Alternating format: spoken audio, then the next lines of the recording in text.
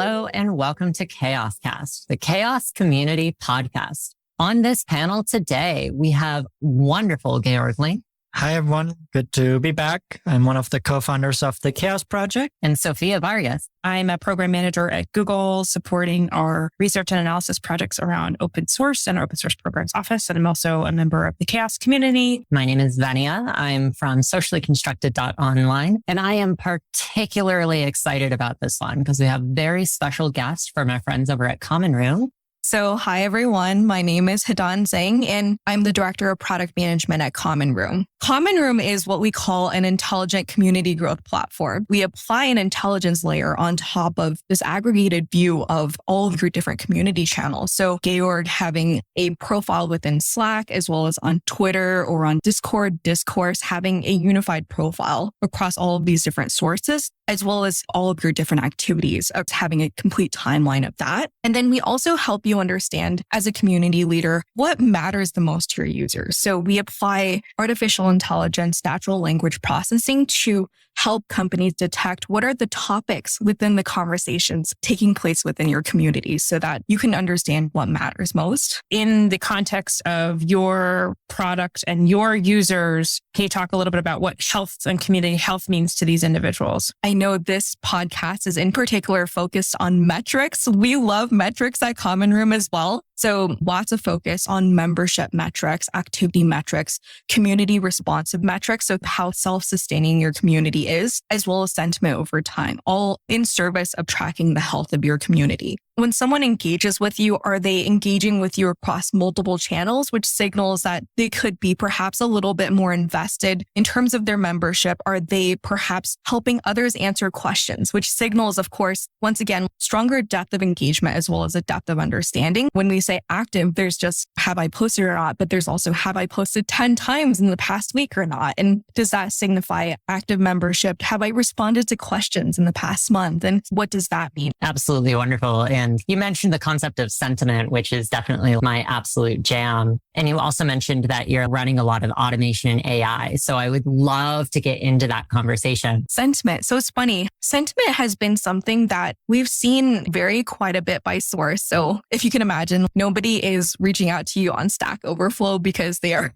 super happy about your product. But in all seriousness, you see sentiment kind of be a good barometer. What is the health within your community as far as how people are engaging with each other? Are people happy? It's like if people are perhaps spending a lot of their time complaining about issues, how can we take the opportunity as community leaders to perhaps craft the conversation a little bit and seed both constructive as well as super positive conversations? We recognize that it's not just people having conversations. It's about what they're saying in the conversations, how they're feeling in the conversations. And we want to give community leaders the tools to be able to surface those types of insights. I have sort of a meta question for you. And I always ask this to any individual who works with some kind of data aggregation platform. Clearly, there's many of them out there, but as some fellow analysts, I'm always curious about the accidental learnings that can happen when you look at aggregate behavior in a tool. The community, for better or for worse, they're often the first to cast the stone. And I think coming into this role in this space, I thought community, they're the people who support you and uplift you. And that is all true. But also in many ways, they're often the canary in the coal mine, where when you do something wrong, they're going to be the people who are most deeply passionate. And speaking of Vania's sentiment, they're going to be the people with the sharpest sentiment when you do something either right or wrong, essentially all reflective of how quickly community leaders respond. And that's in part why we invested in more of the real-time aspect, because we know how quickly things can change. There's this underlying notion as well of a different philosophy for approaching your community tool and your community system. Does Common Room have words that they've put to that different philosophy of measurement?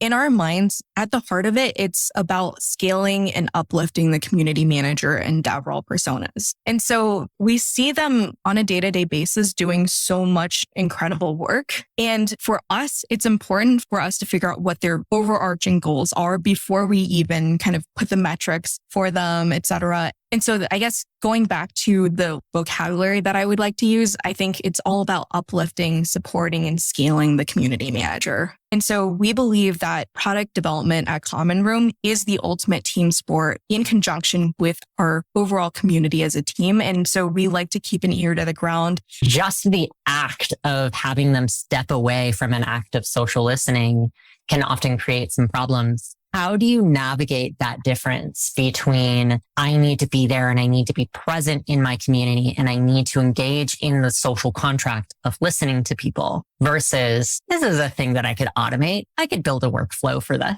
I think there's a difference between, say, Venia reaching out as a community leader compared to, say, a bot reaching out. And even if it is automated via the platform, it's still what we found is it's still helpful coming from a real person, if you will. And then there's the other side of how we think about almost this overarching way of listening. What is the intent of someone talking about it? Are they asking a question? Are they expressing product appreciation? If they're asking a question, does it always have to be the community manager who responds to the question? Can we auto route it, say, to the support team? I'd be really, really excited to see what all of our other listeners think of the platform and give it a go. Try it out. Well, thank you so much. I agree. We should definitely do maybe second episode. So listeners, pay attention to upcoming episodes. And Hedan, if people want to follow you online and follow your work, where can they find you?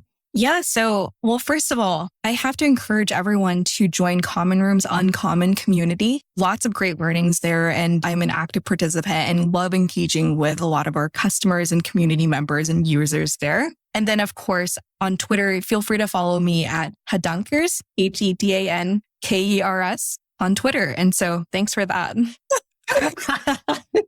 All right. Well, dear listener, a good reason to go take a look at the show notes and also a good reason to stay tuned and subscribe to CHAOSScast wherever you like to listen. Looks like we may be doing a part 2, so be sure to subscribe and look out for that. And while you're there, go take a look at the sun hat. Otherwise, I do want to say thank you all so much for joining us today for the CHAOSScast. We hope you enjoyed this episode. And until next time, this has been your CHAOSS community.